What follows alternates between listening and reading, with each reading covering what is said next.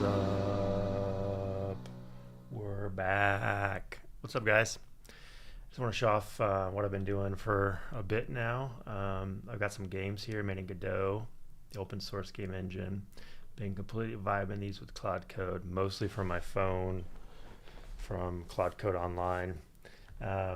Nothing crazy, nothing like amazing, but just wanted to see how complex I could make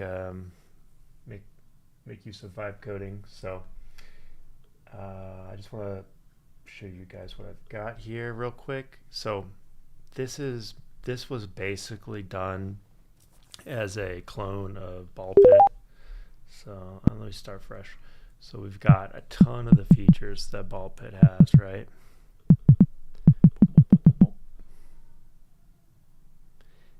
And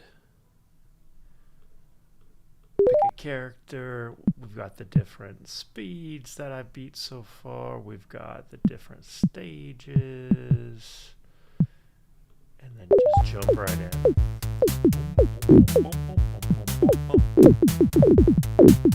It's meant for mobile, so it's hard to actually play with mouse and keyboard. Got upgrades.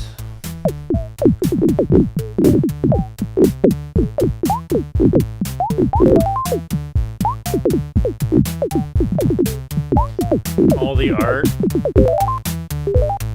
was just generated by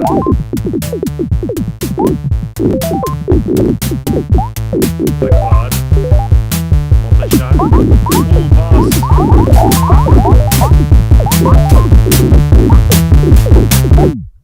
Boom. Got a shop here. Tons of upgrades. So, tons of features. Some bugs, obviously. He always likes to use emojis, and then they don't render in Godot, so that's what all these little icons are. It's supposed to be emojis. I fixed it in the other game, I'll show you, but yeah, you can spend your codes, train soldiers to hit harder. I don't have the above ground farming aspect that Ball Pit has. You have a shop where you upgrade everything, but essentially has all the features, but it's not quite right. Yeah, a little flashing there, but it just doesn't capture the fun of Ball Pit or the grind of Ball Pit at all. So Ball Pit starts out really hard and then ends up just like super easy. You're just playing it to get the upgrades at that point, but it's got this evolution feature that I just haven't quite gotten right. But this whole thing, if I start fresh, this whole thing has been done just by telling Claude Code to go do research on Ball Pit. And so it reads blogs, it reads, I don't know, the game manual, whatever it can find on the internet, just web searches. And I just have it iterating on different features until we, match the design of Ball Pit. And there's another loop that I have that actually takes tickets that were created by the researcher and implements them. And so I spent like one weekend, I had Claude running locally on my Mac for, 2 days straight, through the night and stuff, researching and implementing. And this has been going on for a few weeks where I'll from my phone, I'll tell Claude to do something first by talking to Claude Code through SSH on my actual Mac, but then I didn't even do that after a while. I just started using Claude Code online, which is okay, but everything is just like in a branch. So you can't do it like multiple tasks very easily. Anyways, it's a long story, but I've been on and off working on this basically whenever I get a moment to, ping Claude and say, hey, go do the next task. And so my strategy was to get it all the features of Ball Pit and then actually put some work into the design and theme. I want to make it, instead of fantasy, I want it to be sci-fi, robots and stuff. So I still want to do that, but I'm kind of hitting a wall here where it's going to need some human massaging to make it fun. Because even though it's like matching the specs of Ball Pit, it's missing a lot of the nuance. Like, I spent a lot of time going back and forth with Claude on how the speed of the enemies when you first start out, and it just maybe it's because I'm targeting mobile with the vertical screen and everything's kind of enlarged. I don't know, but it feels like the levels just go by super fast. The enemies move super fast, and so it just doesn't quite capture like the speed and flow of like those early levels of Ball Pit. So I feel like even as a clone, I would have to do more manual massaging. Can't just say, hey, it doesn't look like Ball Pit, fix it. I've done that a lot, and it's added features that were missing and whatnot, but it's still not quite there.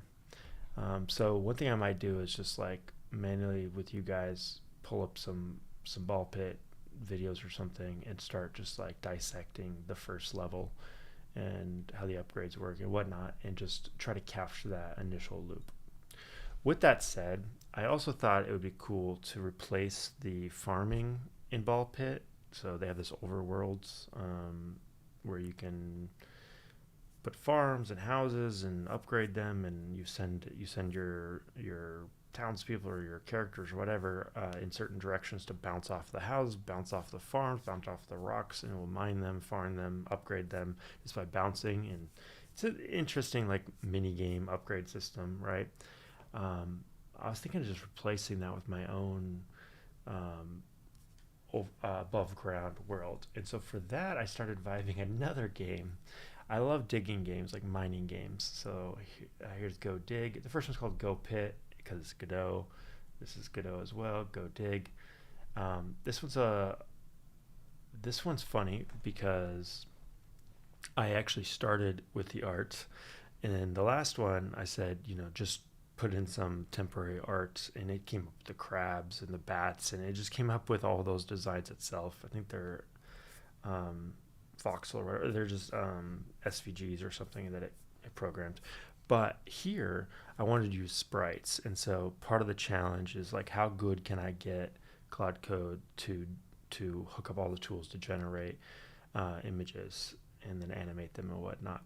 And so if you look at these are all open source on my Randroids Dojo GitHub, but if you look at the Go Dig one, you'll see a bunch of docs around the research that I was doing with Claude on specifically on the art generation, asset generation. So I tried a couple different things with like local models for generating full sprite images, but it couldn't keep the consistency frame to frame. So I ended up suggesting that it does like composable South Park style, have a head, have a body, have the arms, and then animate those by pivoting them, and then that way when you make sprite animations from that, it'll at least be consistent frame to frame. And so this looks terrible, but it actually, and I only did this like the first day I was working on this game, so like hours of just iteration and stuff. But ultimately, this is my miner character, and he can walk, doesn't animate, but his only animation is swinging that pickaxe. I don't know if you could tell, it's a really short, stubby pickaxe. He's got a big arm, but so each one of these frames, obviously you can see it's reusing his pants. He's not moving at all. The only thing that's happening is the arm is like pivoting, so it looks really bad. But that got around the whole every frame is a different character. It's like completely regenerated problem. I think what I just need to do now is I need to have his legs move a little, his arms move, his head wobble a bit. Everything needs to be animated. He needs to have a walk, and so I want to spend more time on the art asset generation side, animating side, getting that pipeline right, just to explore it. Obviously, I'm not an artist. I'm not going to expect this game to have great art or anything, but I do want to see how far I can take it. As far as like what this game's about, it's pretty obvious, but if not, you mine different gems, which right now are just these flashing squares, and then you're supposed to use ladders to get back to the top, but that's not quite implemented yet, so he's just kind of stuck down here. But once you do get ladders, you can go back to the top and sell whatever you mined. And so we do have like a story here. The UI is crap. These are locked. So this one was not saying, hey, go copy ball pit and learn everything you can about ball pit's features. This one was like literally like a paragraph description of a mining game, and I had to generate a game design doc, and then I had it just do all the research for, you know, what needs to go into it, and then implement the different tasks similarly. But more recently, for my phone today, I had Claude Code. What is it? Do more research and come up with more. Oh, I thought it would have more than that. Is this the right? Am I in the right folder? No, that's why. You're going to see a bunch of tasks here, and this is another tool I vibed. Yeah, so all of these are, a lot of these are implement tasks, or there should be a lot of research tasks, but maybe they got completed. Maybe they were archived. Yeah, so I went through a lot, like 25 loops using my Randroid loop skill, which I can show you. It's on my GitHub as well, of just researching to how can you make this game fun. And so it was like Googling a bunch of different games and stuff.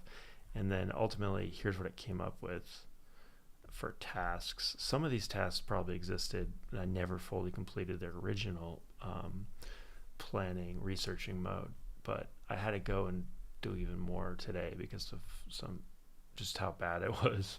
But yeah, so I just want to show you how this works in Claude. It's very simple, really.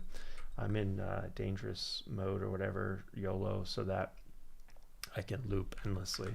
But I've got this skill called Randroid Loop. You can find it by doing plugin, and then you have to install my marketplace, which is my GitHub, Randroid's Dojo, and the project is /skills, and then I've got two things in there.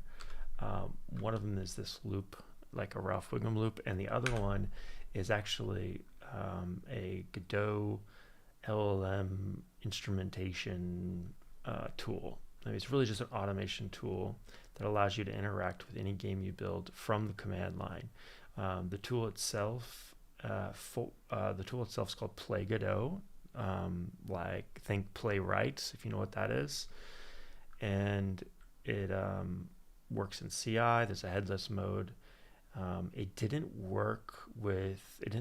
have all of the features that it needed in Godot, so I actually forked Godot, and I had Claude add extra like hooks. I don't know what they were called officially, but different parts of ways of interacting with your game.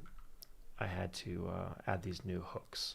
And so I have a fork that updates nightly from the actual master.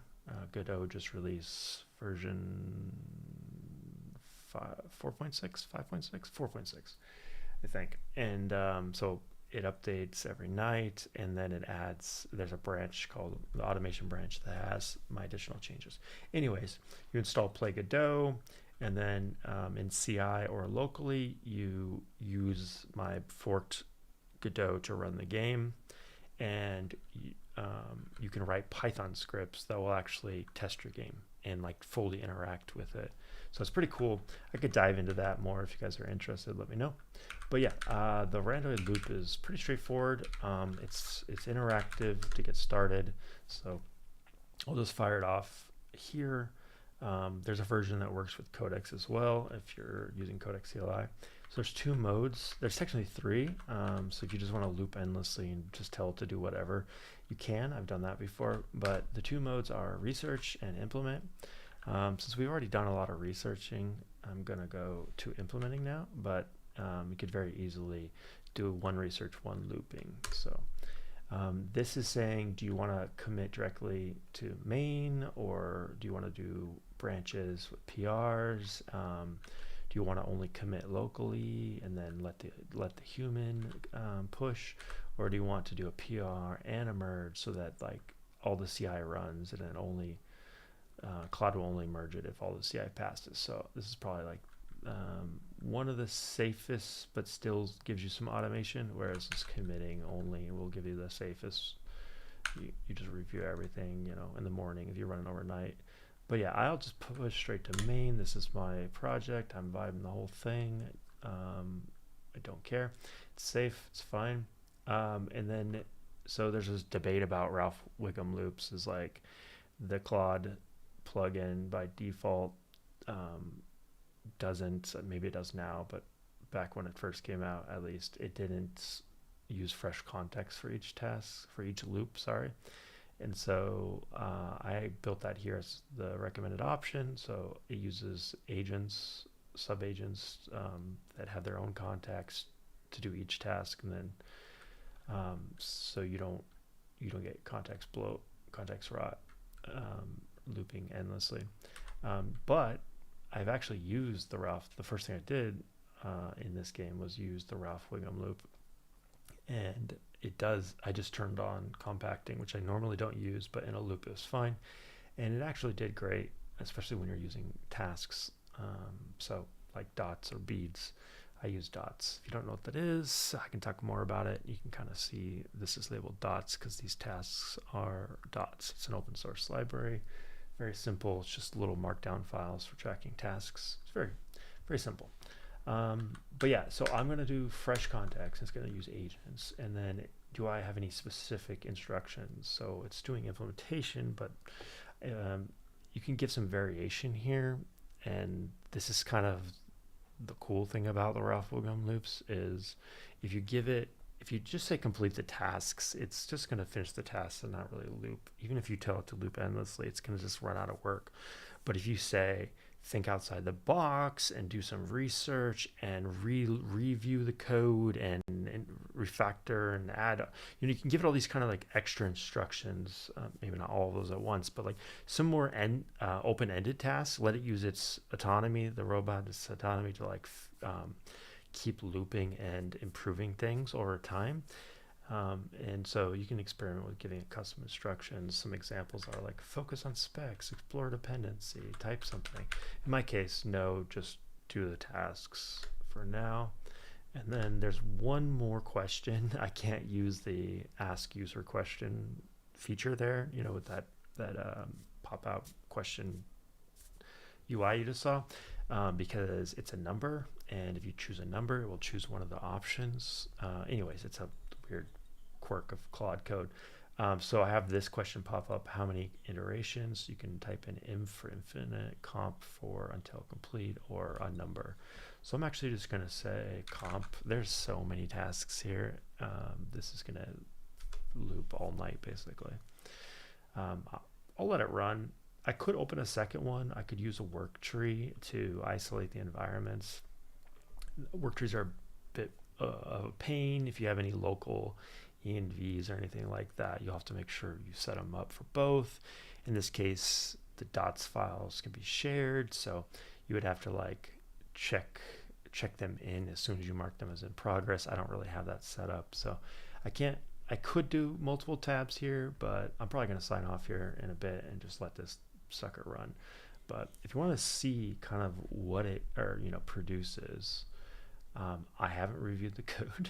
I do open it up in Godot once or twice. I've done that, but honestly, I deploy everything that goes into main, even when I do use PRs. When I do work trees, when I do multiple tasks streams, I will use PRs in that case. So that I'll have one on main and one on a PR, whatever. But so I'll deploy the game automatically to a preview on Vercel, or when I deploy to main or merge to main, then it deploys the actual app here. So you can go, I guess where I was earlier, but essentially Vercel is freaking sick. I've got both my games here. Actually, the first game I ever did is here as well. Totally forgot about this game. This is also a clone of another game, but this one's multiplayer. So pretty cool. Couldn't get anyone to play with me, but it works. Let me do a local game. Can I do a local game? Create game. I thought I had start with one player. Yeah. So you got to place one of these tiles. Choose your tile, whatever. Yeah, it's called Block You, Block Us, I don't know what it's called. Block Us, I think it's called. And so whatever. I won't go into that one. That's a little older one. But anyways, you can see the kind of commits that it does. We'll look at Go dig, since that's the one we're running right now. All right, so I ran 25 research loops this morning, so that's what all these research tasks are about. So if you want to see what a research task looks like, you can see this one. Decision moment theory and core loop fun factor. Added research on decision moment theory. The fun comes from choices, not digging itself. Deep sea adventure tension mechanics. Push your luck, gold standard. One more run psychology and quick restart importance. Push your luck mathematical principles from board games. Mobile game economy design and first to upgrade impact minigame. So what you'll notice about all these research is I had to go wild to come up with ideas and get creative and see what's out there, the different game mechanics out there and stuff. I'm not directing it. I'm not game designing this. It's kind of going wild. And Ball Pit was a clone that had also kind of went a little wild off the rails in certain areas, but I'm not using any human creativity of my own here. I want to see how far Claude can take it. But what I do is this morning before the research, I tested it live and found some issues with the UI, and I did some manual Claude coding with it for a bit to clean some things up. And so if I can get like a full featured, game loop working, I will put some human creativity into it. That's my plan at least. But for now, I just want to, again, see how I can keep it looping without the game breaking down. I want to see how far I can go with it. All right, so this is all research. CI Godot version to do upgrade is type check. So I just upgraded Godot to 4.6 from 4.4, and there was some syntax changes. So that's what those fixes were. Remove stale art, go to version, clarify version bump. I added some debug helper stuff. So like this is kind of core to how you can make games with Claude Code, is you have to build things like Play Godot and testing and different ways to instrument your app so that Claude itself can check that everything builds, check that it implemented it the way it was supposed to. And so it's not perfect yet. So one of the things is I copy console logs and give those to Claude as well. So that's a new feature I just added, so that when I'm manually working with Claude, I could do things like this. So you can see there were some automatic game saves as I was just sitting there, some different signals, but if it crashed or there was any errors, it would be in the logs. So that's just one more mechanism that I added to help troubleshoot. Oh, there's a rescue. Cool. So there's no way to get back up organically. The thing I was working on this morning that I was trying to show you is like the whole ladder thing. And that's kind of when I gave feedback about the design and how it, like, I think you don't get ladders until you reach like depth 500 meters or something crazy. And I'm like, that's a core aspect of the early game. If you can't get out of the holes, then it doesn't work. So that's when I had to go back to the drawing board and do all that research. But yeah, I was fixing bugs this morning. So there's a tutorial issue. So the code's very simple. It's Godot script, GD, re-enable background input interception when showing. So it's always got problems with like touch inputs, and I test on mouse keeper when I'm on my laptop, but then when I'm on my phone, I do mobile touch controls, and so sometimes those break. And so one of the things I will do is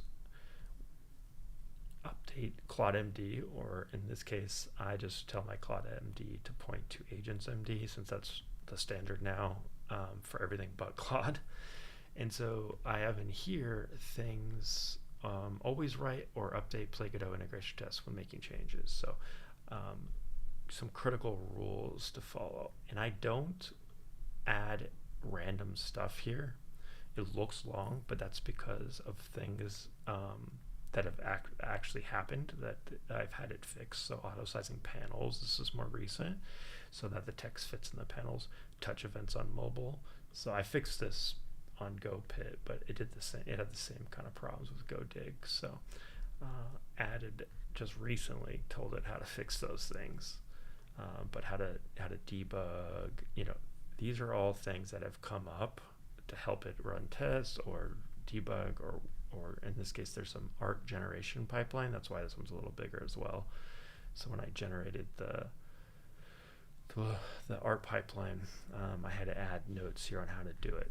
And it's getting a little long now, but normally on my projects, I start with nothing in the Agents MD except maybe task tracking, something about dots. Yeah, so I have stuff about dots here.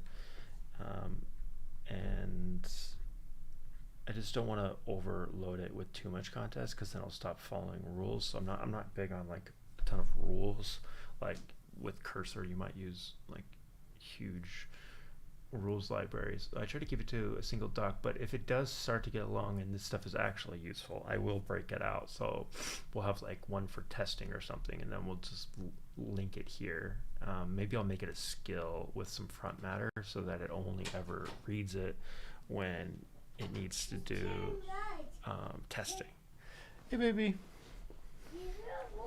I'm gonna have to go, but if you guys want to see more of this, let me know. I could talk about this for hours, but yeah, I'm gonna let this run overnight, and I'll show you the game after it implements all those new features. Daddy, hey, God. Say hi. You want to help make games? Yes. Want to make the game? Yes. Okay. Say bye. Bye. Can't see you. Okay. I turn it off. That's us. We're on TV. We're on the computer. It's a now. Right. Yeah, so this is going to keep looping. It's on iteration 1. It is using an agent, so it's waiting here. I could do, actually, is it running an agent? Still make it run in the background. I wonder if I run it in the background, if it will do the next task.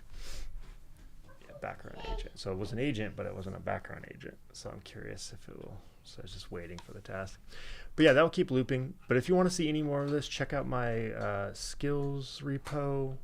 Check out the 2 games repos.